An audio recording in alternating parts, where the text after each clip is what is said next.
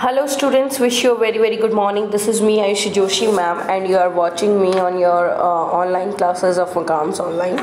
Okay, and so here हम political science discuss कर रहे थे जिसका पार्ट बी यूनिट 2 चैप्टर 3 हम लोग डिस्कस कर रहे थे, जिसमें हमने प्रेसिडेंट को पढ़ लिया था, प्रेसिडेंशियल पावर्स को हमने पढ़ा था। कल हमने इमरजेंसी पावर्स को लिया था कि प्रेसिडेंट के पास में कौन कौन सी इमरजेंसी पावर्स होती है, जिसमें हमने फाइनेंशियल पावर्स, एग्जीक्यूटिव पावर और लेजिस्लेटिव पावर्स, जिसके अंदर हमने नेशनल और स्टेट इमरजेंसीज के बारे में पढ़ा था, है ना। नेशनल इमरजेंसी, स्टेट इमरजेंसी और फाइनेंशियल इमरजेंसी, इन सब चीज़ों के बारे में कल के वीडियो में हमने डिस्कस किया था। ठीक है, आज के वीडियो के अंदर हम लोग प्राइम मिनिस्टर को डिस्कस करेंगे। प्राइम मिनिस्टर कौन होता है? गवर्नमेंट का हेड होता है। उसे कैसे अपॉइंट किया जाता है? पार्टी के इलेक्शन होते हैं, पॉलिटिकल पार्टीज जो जीती होती है जनरल इलेक्शन के अंदर, जैसे आपके वार्ड में, मेरे वार्ड में कौन कौन जीता है, वो सभी और एमएलएज मिलकर के, जितने भी एमएलएज होते हैं वो सब मिलकर के, एमएलए एमपी मिलकर के इलेक्शंस करते हैं पार्लियामेंट में, वोटिंग करते हैं और वोटिंग के बेसिस पर जो है प्राइम मिनिस्टर को सेलेक्ट किया जाता है। ठीक है, तो हम कह सकते हैं कि पॉलिटिकल पार्टी, अच्छा प्राइम मिनिस्टर, वैसे प्रेसिडेंट किसी पॉलिटिकल पार्टी का नहीं होता, लेकिन प्राइम मिनिस्टर जो होता है वो हमेशा किसी न किसी पॉलिटिकल पार्टी से बिलोंग करता है। इंडिया के फर्स्ट प्राइम मिनिस्टर जो है वो 1947 में बने थे। 18th प्राइम मिनिस्टर को अपॉइंट तक, और अब तक जो है 18 प्राइम मिनिस्टर्स अपॉइंट किए जा चुके हैं। The prime minister of India is the head of the executive branch of the government of India. हमारी गवर्नमेंट ऑफ इंडिया के एग्जीक्यूटिव ब्रांच के जो हेड होते हैं वो होता है प्राइम मिनिस्टर ऑफ इंडिया। उसकी जो पोजीशन होती है वो प्रेसिडेंट ऑफ इंडिया के डिस्टिंक्ट में होती है। ठीक है, who is the head of state? Head of state कौन होता है? President of India. उसके डिस्टिंक्ट में कौन होता है? Prime minister. As India follows a parliamentary system of government, जैसा कि हम लोग कौन सा मॉडल फॉलो करते हैं सरकार का? पार्लियामेंट्री सिस्टम, पार्लियामेंट्री मॉडल जो है सरकार का वो हम लोग फॉलो करते हैं, और उसके मुताबिक जो है प्राइम मिनिस्टर जो है वो प्रेसिडेंट के जस्ट नीचे डिस्टिंक्शन पावर्स के अंदर आता है।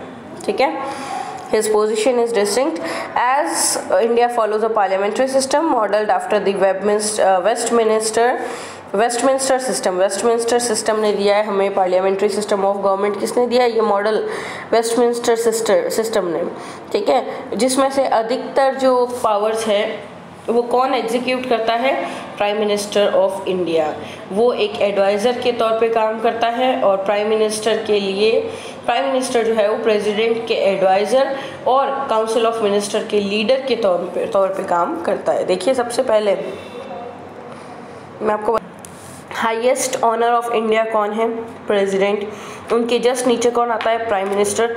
और उनके जस्ट नीचे आते हैं council of ministers. The president appoints the prime minister of India. Prime minister of India को अपॉइंट कौन करता है? प्रेसिडेंट, और उसी की सलाह पर सारे कार्य करता है, और प्राइम मिनिस्टर की सलाह के आधार पर काउंसिल ऑफ मिनिस्टर्स को सेलेक्ट किया जाता है, उनको अपॉइंट किया जाता है। The prime minister can be a member of either the Lok Sabha और द राज्यसभा। प्राइम मिनिस्टर दोनों के या दोनों में से किसी भी एक के मेंबर हो सकते हैं, इवन दोनों में से एक के नहीं होते हैं। बेसिकली हम ये कह सकते हैं कि प्राइम मिनिस्टर लोकसभा और राज्यसभा दोनों के ही मेंबर होते हैं। ठीक है, इसके अलावा Shri Narendra Modi was sworn in an India's prime minister on 30th May 2019 marking the start of his second term in office. मैं आपको बता दूं कि नरेंद्र मोदी जी जो है दूसरी बार अपने टर्म को एंजॉय कर रहे हैं, मतलब दूसरी बार जो है प्राइम मिनिस्टर बने हैं इस पूरे देश के। और अभी रिसेंटली अभी उनका जो है टर्म चल रहा है, जो टर्म चल रहा है वो सेकेंड टर्म है। 2014 से 19 तक का टर्म था पहला, और उसके बाद में उनका सेकेंड टर्म स्टार्ट हो चुका है। ठीक है, He also has the distinction of being the longest serving CM of Gujarat। CM of Gujarat, longest serving CM of Gujarat जो है वो कौन है? मिस्टर नरेंद्र मोदी। कब से कब तक? 2001 से 2014 तक। आप सोचिए, 2001 से 2014, 14 वर्षों तक लगातार अपनी सेवाएं प्रदान करने और गुजरात के सीएम बनने का कोई ना कोई अगर जो रीज़न है, तो हो सकता है उनका कोई ना कोई रीज़न ऐसा हो या कोई ना कोई उनमें एबिलिटी हो, और जो हम ऑलरेडी अभी आज की डेट में देख रहे हैं उनमें एबिलिटीज़ है, तब वो पीएम 2 बार बने, दूसरी बार बन चुके हैं। इसके अलावा 14 साल तक लगातार सीएम रहे हैं वो गुजरात के। इस तरह की एबिलिटीज़ के साथ में mister Narendra Modi as of now presently जो है वो पीएम है इस कंट्री के। ओके, अब हम बात करेंगे कि एक पीएम के पास में रोल और रिस्पॉन्सिबिलिटीज़ क्या क्या होती है, उसके क्या क्या रोल्स होते हैं, उसकी क्या क्या रिस्पॉन्सिबिलिटीज़ होती हैं।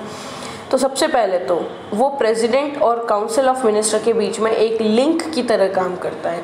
काउंसिल ऑफ मिनिस्टर्स की बात को प्रेसिडेंट तक पहुंचाना एंड प्रेसिडेंट के मैसेज तो को काउंसिल ऑफ मिनिस्टर तक पहुंचाना, और उन दोनों के बीच में एक ब्रिज की तरह काम करने का काम कौन करता है? प्राइम मिनिस्टर करता है। इसके अलावा किसको क्या कार्य देना है, किसको क्या पद देना है, किसको क्या रिस्पॉन्सिबिलिटी देनी है, किसको किस पद पर रखना है, किस व्यक्ति को, ये सारे कैबिनेट मिनिस्टर के या काउंसिल ऑफ मिनिस्टर के जो कैबिनेट के जितने भी पद निर्धारित किए जाते हैं, जितने भी व्यक्तियों को निर्धारित किया जाता है जिन जिन पदों के लिए, वो सारा कार्य भी कौन करता है? प्राइम मिनिस्टर करते हैं। इसके अलावा मिनिस्टर्स का जो इंचार्ज है वो कौन होता है? Prime minister. Leader of cabinet कौन होते हैं? Prime minister. कैबिनेट जो है पूरा मिनिस्ट्री जो है उसके लीडर कौन होते हैं? प्राइम मिनिस्टर होते हैं।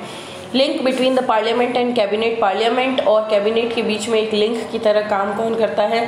Prime minister. And official representative के तौर पे भी काम करता है, मतलब विश्व के अंदर कहीं पर भी देश को रिप्रेजेंट करने के लिए कौन काम करेगा? हमारे प्राइम मिनिस्टर। तो अल्टीमेटली हम ये कह सकते हैं बहुत इंपॉर्टेंट रोल्स और रिस्पॉन्सिबिलिटीज़ प्राइम मिनिस्टर के पास होती है। इवन बहुत सारी रोल्स और रिस्पॉन्सिबिलिटीज़ जो है वो प्राइम मिनिस्टर ऑफ इंडिया जो है वो वहन करते हैं। ठीक है, अब हम बात करेंगे भाई रोल्स है, रिस्पॉन्सिबिलिटी है, बहुत सारा काम होता है, ये सब समझ में आ गया। लेकिन अब उनके पास पावर्स क्या क्या होती है, ऑथोरिटीज़ क्या क्या होती है प्राइम मिनिस्टर की? सबसे पहली चीज़, वो गवर्नमेंट के हेड होते हैं, सरकार के हेड होते हैं वो। दूसरी चीज़, leader of the council of minister, जो काउंसिल ऑफ मिनिस्टर है जिसके लिए काम कर रहे हैं, जिसके लिए रिस्पॉन्सिबल है, जिसके रोल्स डिसाइड कर रहे हैं, उनके प्रति उनके लीडर के तौर पर भी जिम्मेदारी किसकी होती है? प्राइम मिनिस्टर की। इसके अलावा पार्लियामेंट में भी लीडर होते हैं।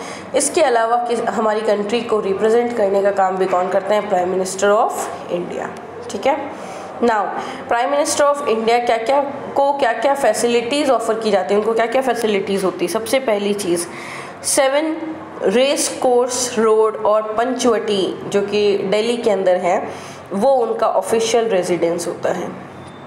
ठीक है, personal staff special protection group SPG उनको प्रोवाइड किया जाता है, जो प्राइम मिनिस्टर की सिक्योरिटी के लिए रिस्पॉन्सिबल होते हैं। इसके अलावा प्राइम मिनिस्टर के लिए कार अवेलेबल होती है, जो अभी एज ऑफ नाउ BMW 750 आए हैं।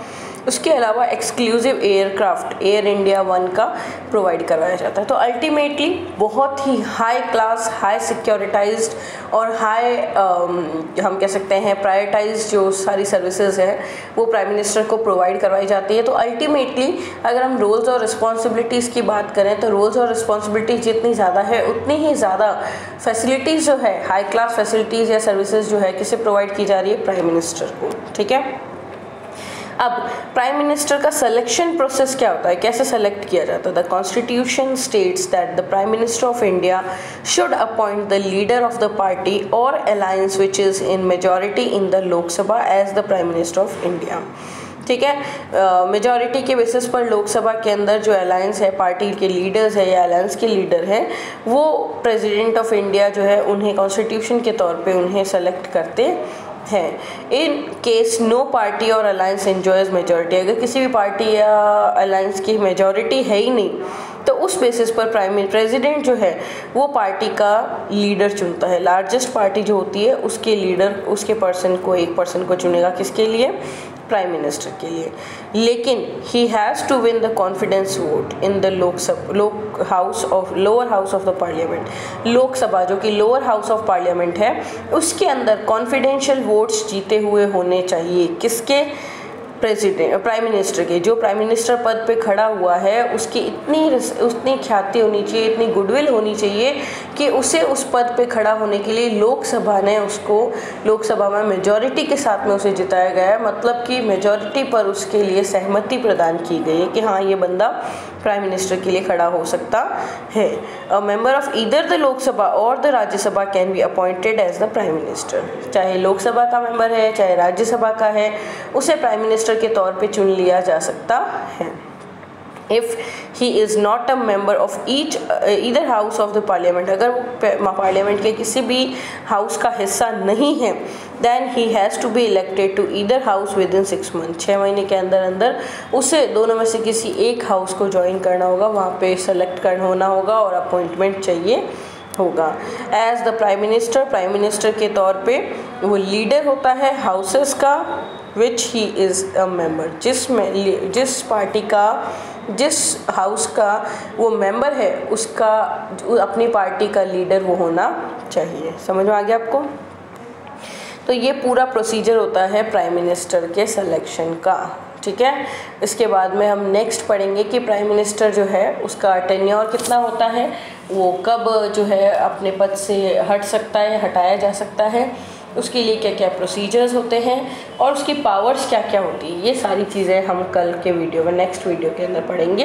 तब तक आप बने रहिए। जो चीज़ें मैंने आपके साथ शेयर की है उनके नोट्स बनाइए, नोट्स बना करके पर्सनली मुझे शेयर कीजिए, जिससे कि मैं आपकी हेल्प कर सकूं आपकी पढ़ाई के अंदर और मुझे पता चल सके कि आप लोग पढ़ भी रहे हैं और नोट्स भी बना रहे हैं। इट मीन्स कहीं ना कहीं हमारी जो मेहनत है वो सफल हो रही है और हमारी मेहनत के आधार पर कार्य हो रहा है, ठीक है। सिलेक्शन प्रोसेस पढ़ा आज हमने, फैसिलिटीज़ पढ़ी जो प्राइम मिनिस्टर को मिलती है, पावर्स क्या क्या होते हैं प्राइम मिनिस्टर के पास में, वो चीज़ें पढ़ी हमने। इसके अलावा रोल्स और रिस्पॉन्सिबिलिटीज़ क्या क्या होती है, ये सारी चीज़ें हमने प्राइम मिनिस्टर के बारे में पढ़ी। और एज ऑफ नाउ कौन सा प्राइम मिनिस्टर है, क्या है, ये हमने पढ़ा। अब पहले शुरुआत से लगा कि कॉन्स्टिट्यूशनल स्टैब्लिशमेंट से या प्राइम मिनिस्टर की पद बनने से लगा करके अब तक कितने प्राइम मिनिस्टर्स चुने जा चुके हैं, कितने प्राइम मिनिस्टर बन चुके हैं, करंट प्राइम मिनिस्टर की क्या पोजीशन है और प्राइम मिनिस्टर के इम्पॉर्टेंट टेन्योर्स, रोल्स, ये सारी चीज़ों को, पावर्स, ये सारी चीज़ें जो बच गई है वो सारी चीज़ें हम नेक्स्ट वीडियो के अंदर देखेंगे, ठीक है। नोट्स बनाइए, वर्क कंप्लीट कीजिए, घर पे रहिए, सुरक्षित रहिए और अपनी स्टडीज़ को हमारे साथ में ऑनलाइन क्लासेस में एंजॉय कीजिए, ठीक है। So bye bye, take care, have a great day.